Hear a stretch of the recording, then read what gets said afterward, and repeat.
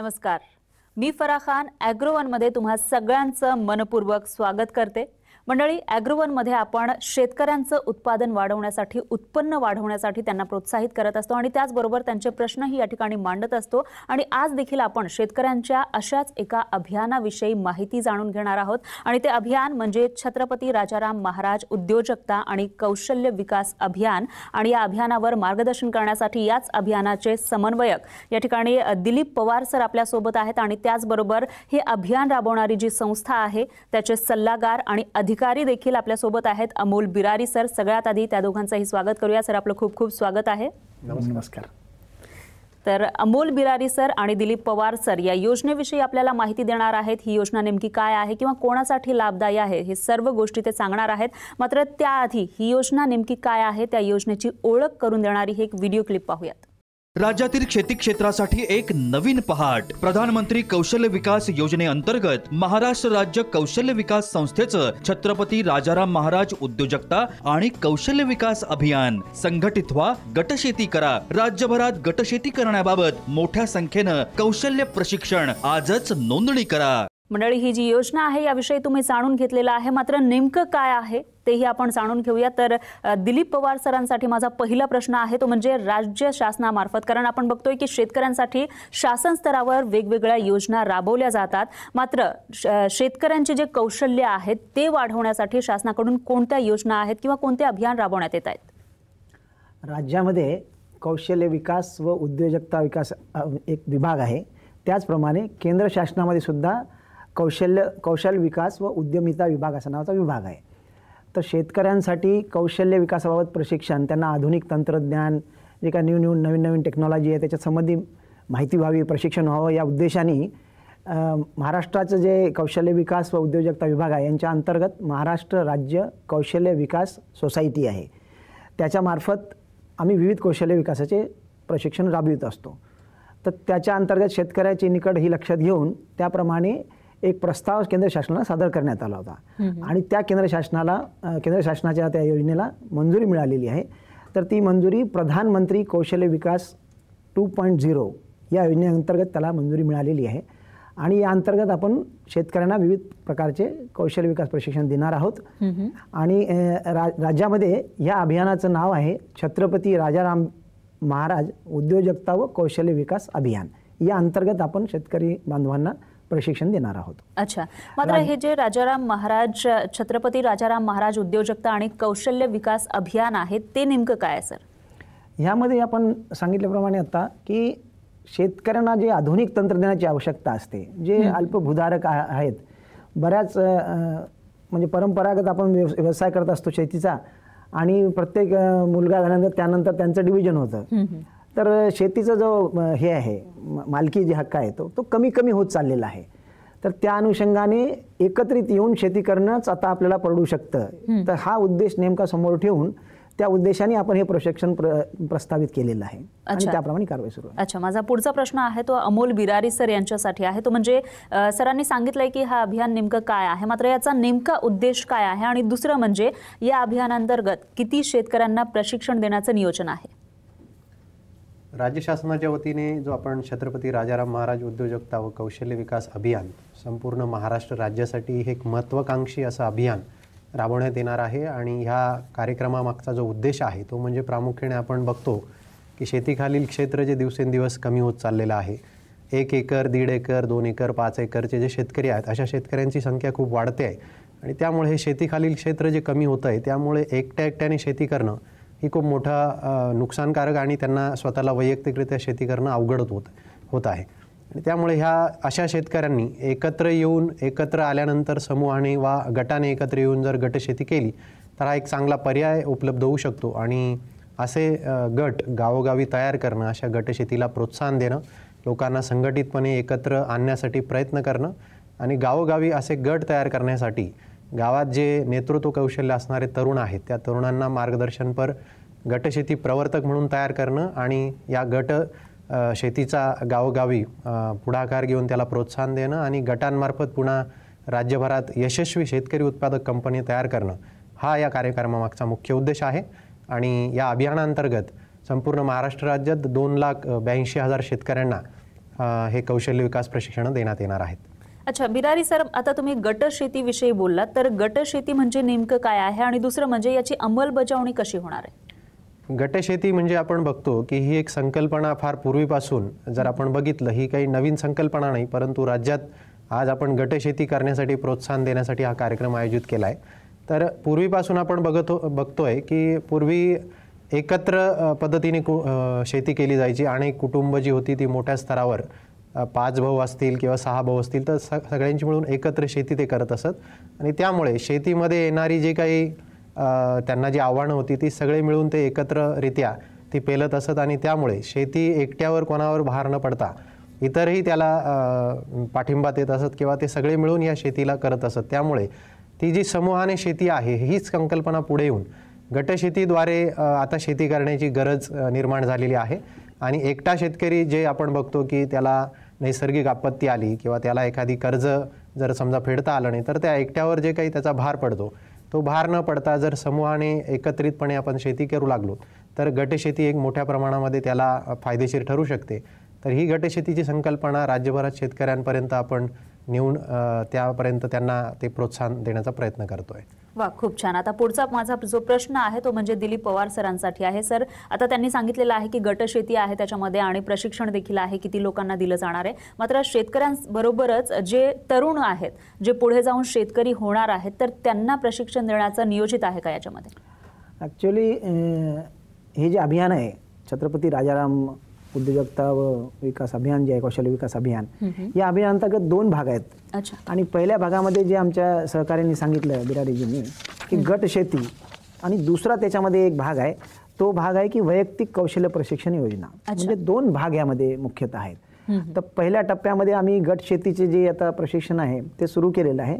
दुसऱ्या टप्प्यामध्ये आम्ही वैयक्तिक कौशल्य प्रशिक्षण योजना आम्ही राबविणार आहोत.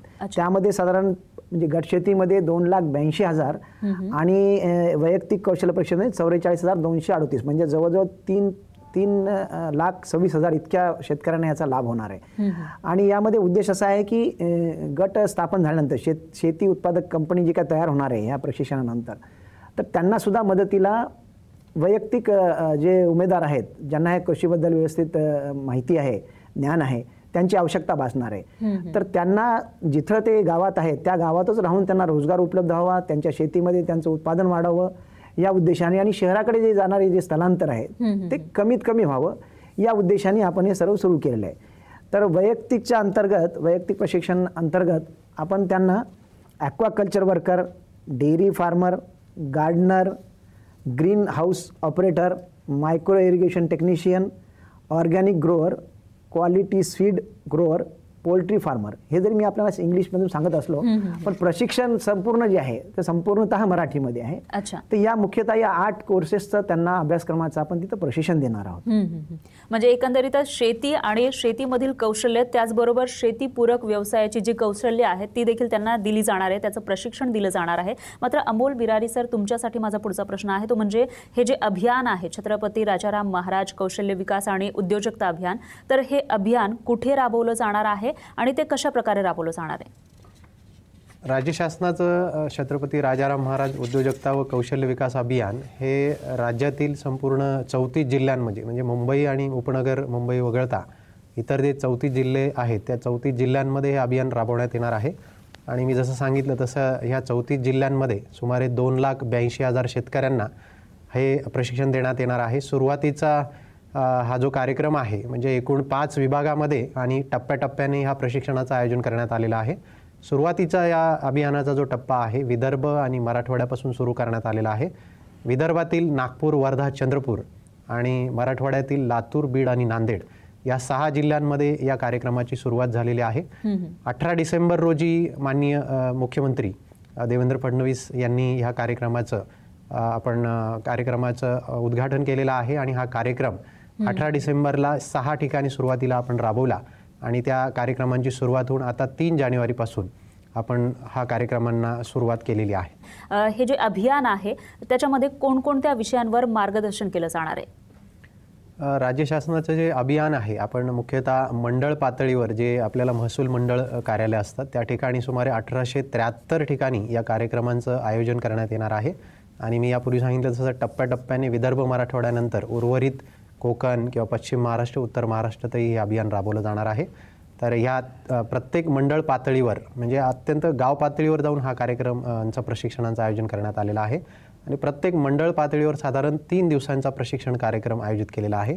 त्यामध्ये पहिल्या दिवशी जसं आपण म्हटलं की गटशेती, आज आपण गटशेतीला प्रोत्साहन देण्याचा कार्यक्रम असल्यामुळे गटशेतीचं महत्त्व, ती गटशेती कशी करावी, गटशेतीचं व्यवस्थापन असेल किंवा त्याही पुढे जाऊन जे शेतकरी उत्पादक कंपनी आपल्याला तयार करायची आहे तर शेतकरी उत्पादक कंपनीचं ओळख, त्याचे व्यवस्थापन, त्याचबरोबर दुसऱ्या दिवशी त्या विभागातील जे स्थानिक मुख्य पीक आहे त्या पिकासंदर्भातली माहिती, म्हणजे सपोज त्यामध्ये कापूस पीक असेल किंवा सोयाबीन असेल तर कापूस किंवा सोयाबीनची लागवड, त्याचं कीड रोग व्यवस्थापन, प्रक्रिया आणि काढणी पश्चात व्यवस्थापन.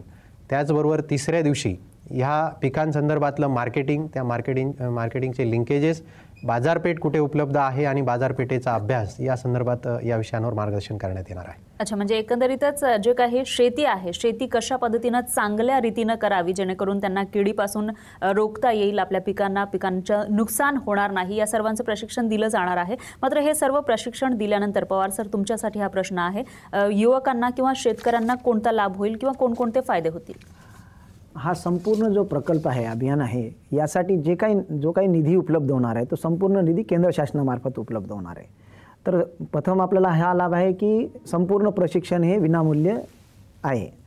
दुसरं असं आहे की 3 दिवसासाठी असं सांगितलं की गट शेतीमध्ये 3 दिवसाकरता त्यांना वर्ग प्रशिक्षणासाठी शेतकऱ्यांना यावं लागेल एका ठिकाणी.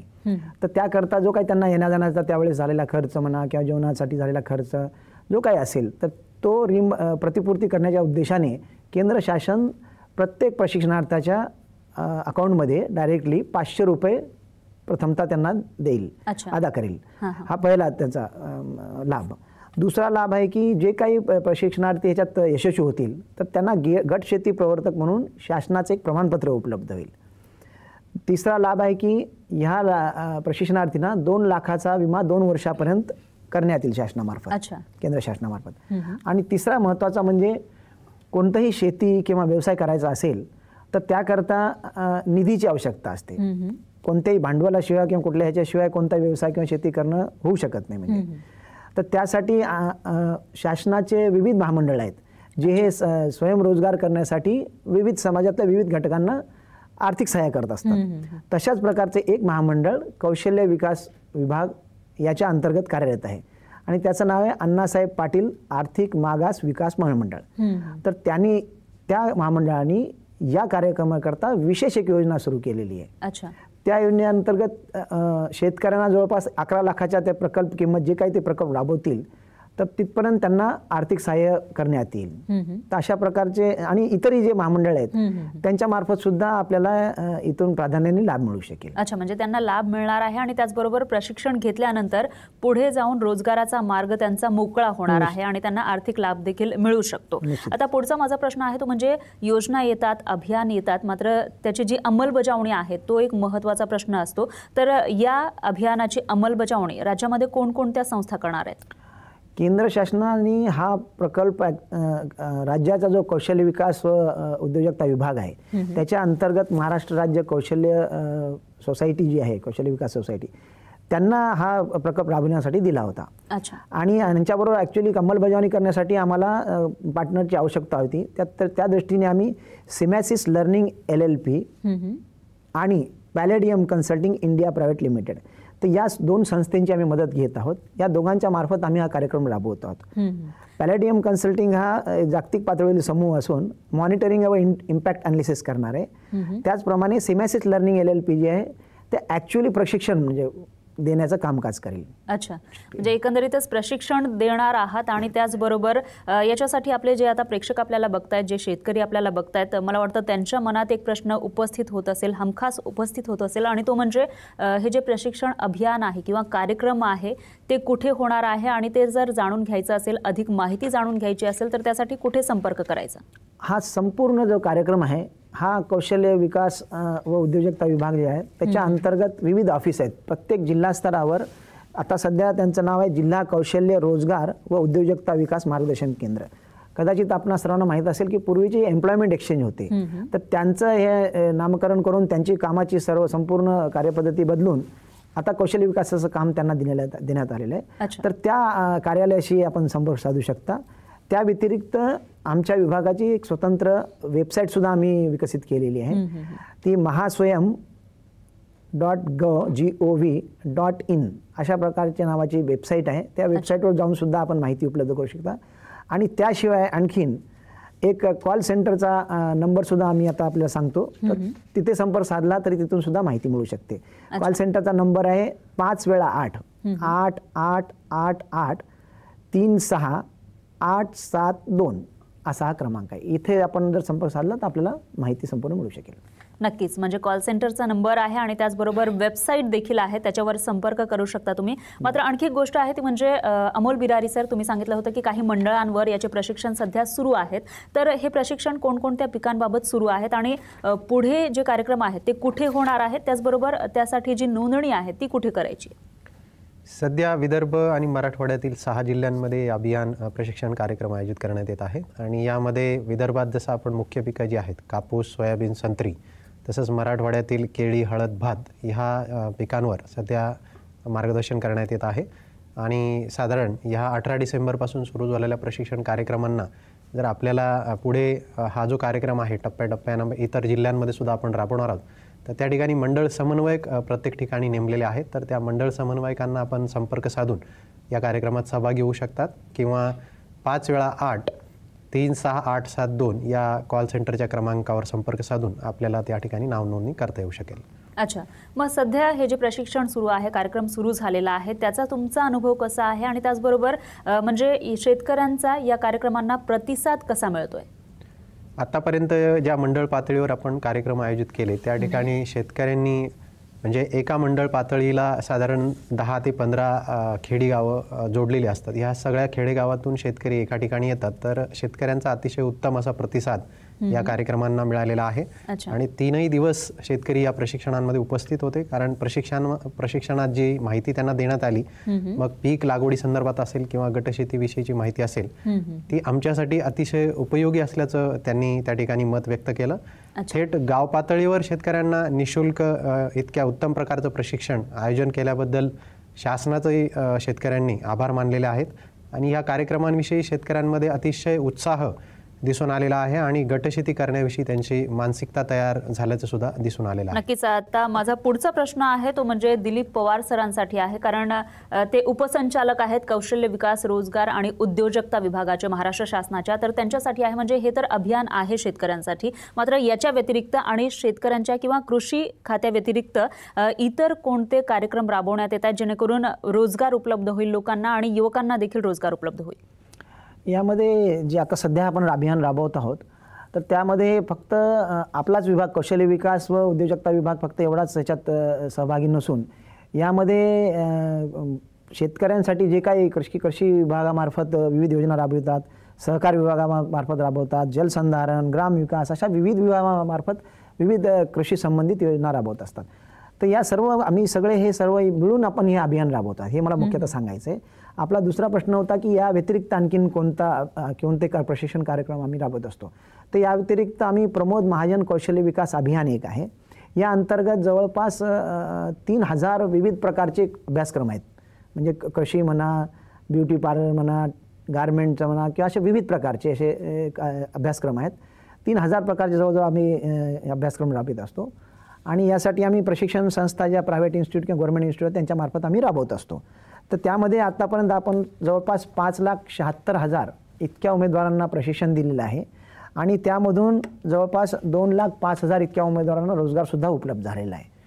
तर प्रमोद महाजन कौशल्य विकास योजना ही राज्य शासनाची योजना आहे. नंतर NULM म्हणजे नॅशनल अर्बन लाईव्हलीहूड मिशन हे केंद्र शासनाची योजना आहे. आणि नगर विकास विभागाची योजना आहे, ती आपल्या विभागामार्फत राबविण्यात येते.